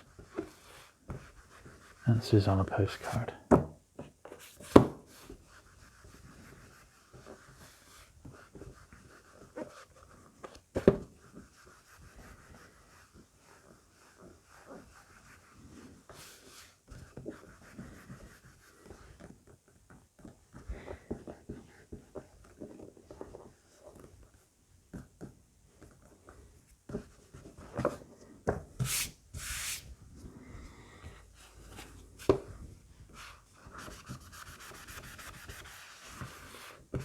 Nice one.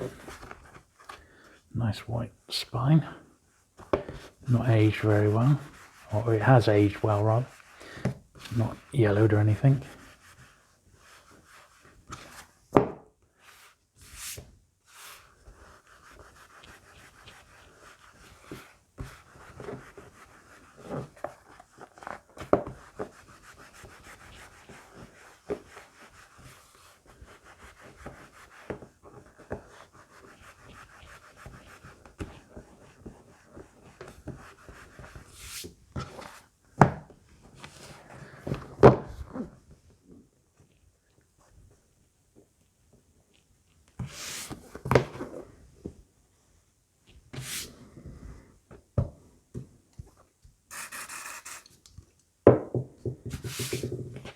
Last couple of stacks.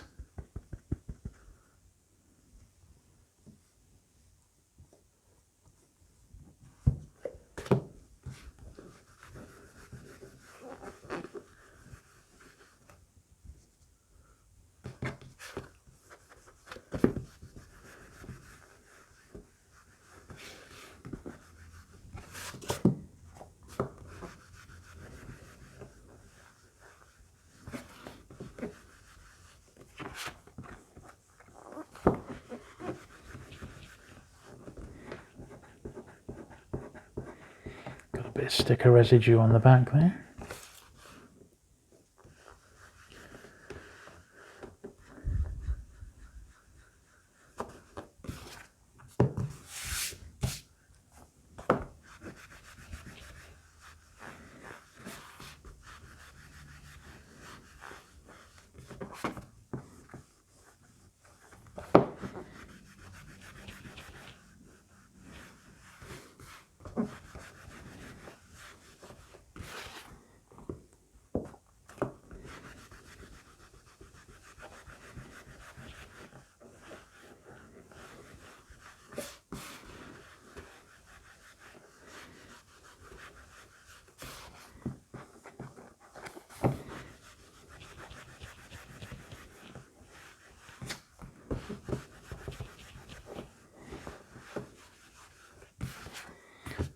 dirt come off that.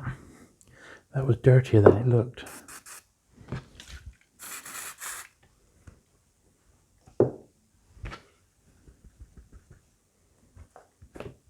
It would seem.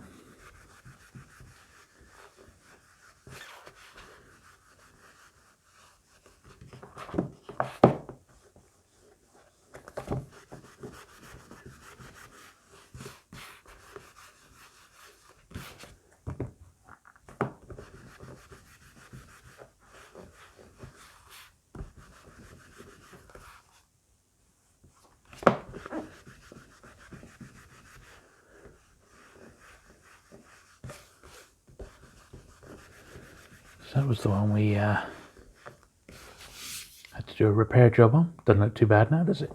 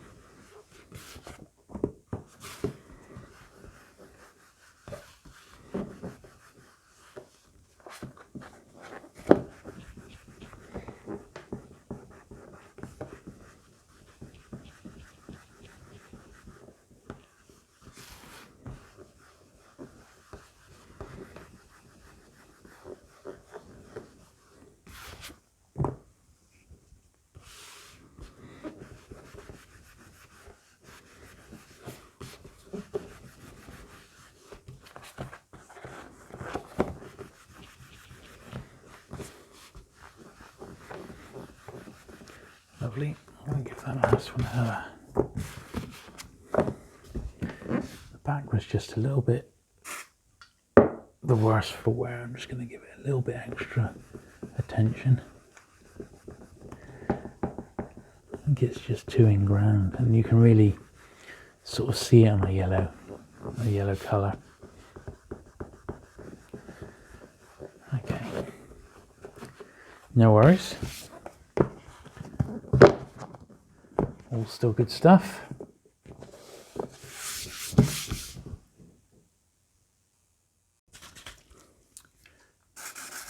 Right, the final little push, and we'll have these last ones done.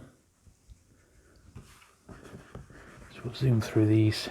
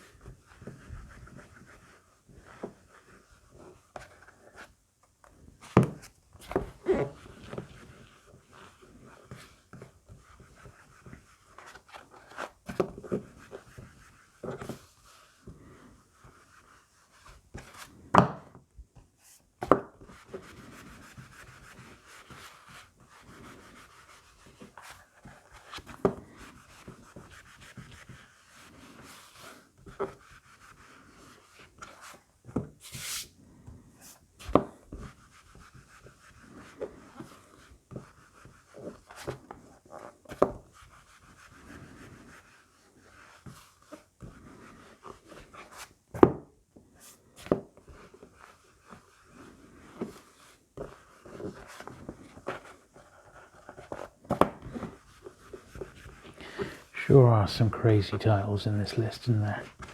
Absolutely bananas, all things considered.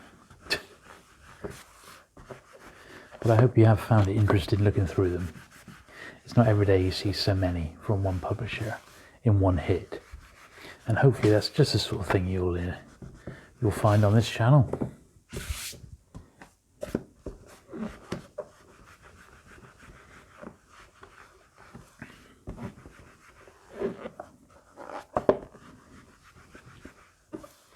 As per usual, when I do these cleaning videos, I basically need to have a shower afterwards because I'm covered in debris. But that's all right.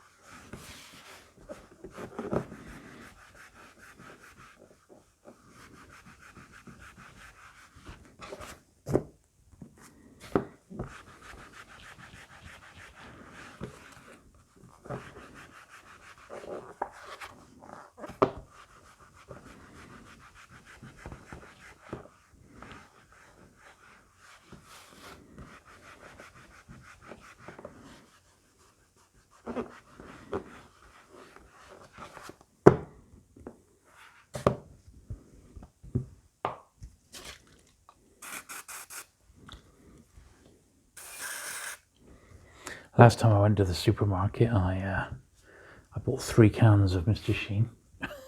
I kid you not. You'd be surprised how much I get through in these cleaning videos.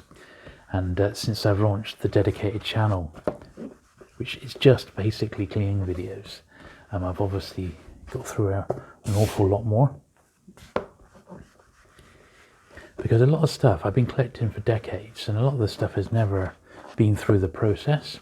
So as I'm sort of systematically like working my way through my pans, for example, I suppose about half of them have had a clean of some sort, but the other half have been completely untouched, and you can't believe how dirty some of them are, even though I've upgraded a lot of the pans over the years multiple times, and I have multiple copies of some of them as well, which was a bit silly, but it's only recently that I've been able to really get them all out and get them on display and sort out my duplicate copies. Anyway, we are almost at the end. It's sad to see these crazy Belmont books coming to an end. However, we just got our last little stack of about 20. And then Belmont will be done. I don't know if I want to see a Belmont Tower book ever again. It's not a publisher I'd rush out to collect, but these came my way very, very cheaply. And I thought, well, perfect timing whilst Justin was covering them in his magazine, the Paperback Fanatic, which is a great, great magazine if you've never read it. And over the years, it's looked at every aspect of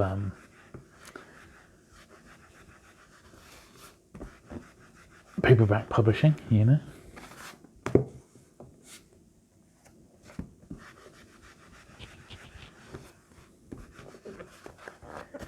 Pretty much.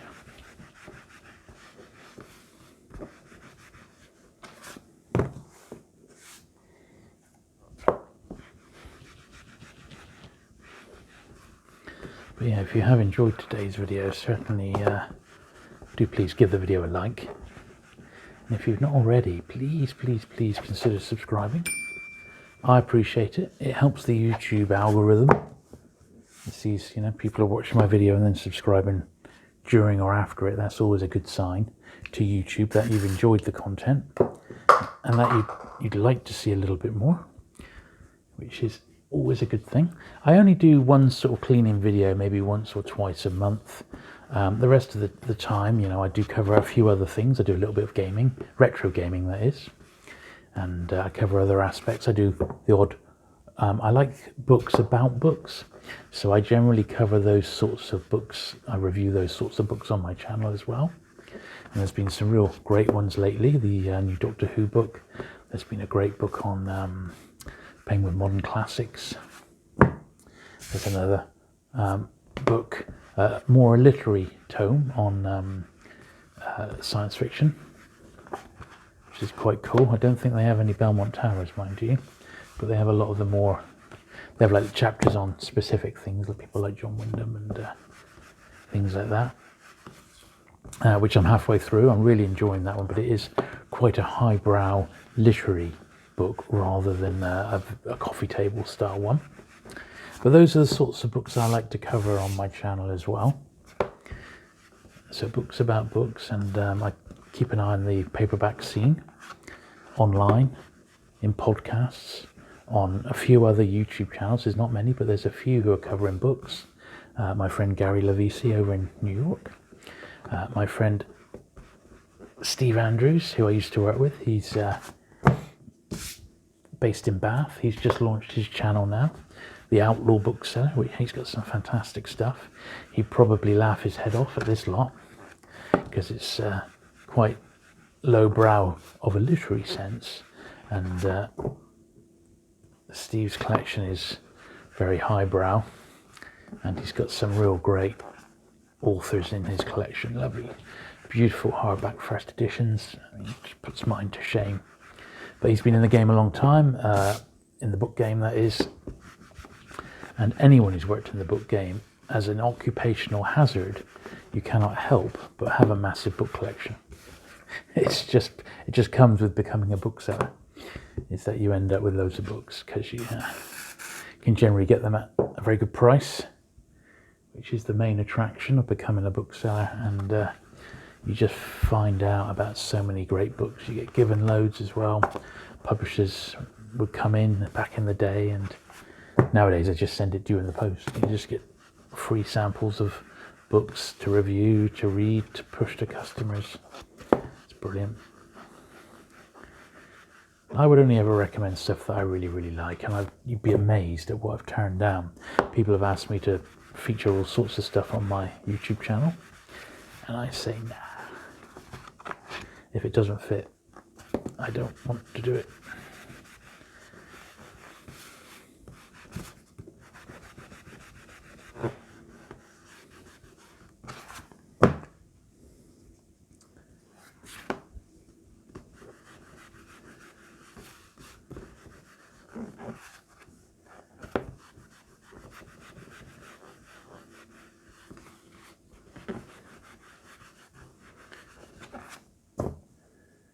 But yeah, if you have enjoyed this particular video, leave a comment, leave a like, hit the subscribe, and everything will be good.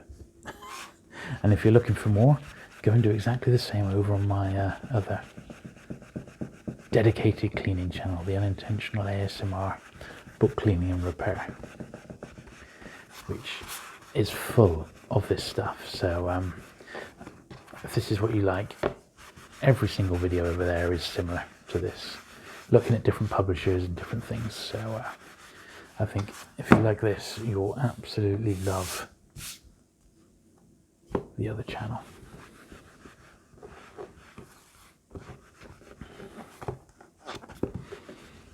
So I almost lost track of the time. My best estimate is it's been about an hour and a half, so apologies. I was hoping to do it a little bit quicker than that, but sadly I couldn't, and I didn't really want to split it over into 2 videos. But my plan is to probably put this one out on or around Christmas Day 2021. So if you're got to the end and you're watching this on Christmas Day, dozing off because you can't stand watching The Sound of Music for the 10th time, and you fancied watching this, well, I hope you've enjoyed it. And Merry Christmas. If you're watching this down the line, I still hope you've enjoyed it.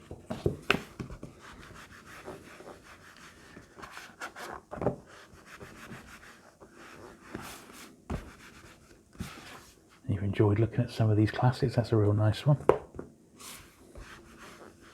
A couple of groovy ones to finish here. Yeah, I do hope you enjoyed it. And don't forget to check out the other videos on the channel, of which there are many, including those monthly pickup videos, because they are all sort of my monthly pickups and cleanings, and there's lots more of this sort of content for you to have a look at. There we are. But thank you very much for watching today. It is appreciated. And I will look forward to seeing you again very soon with another video. Bye.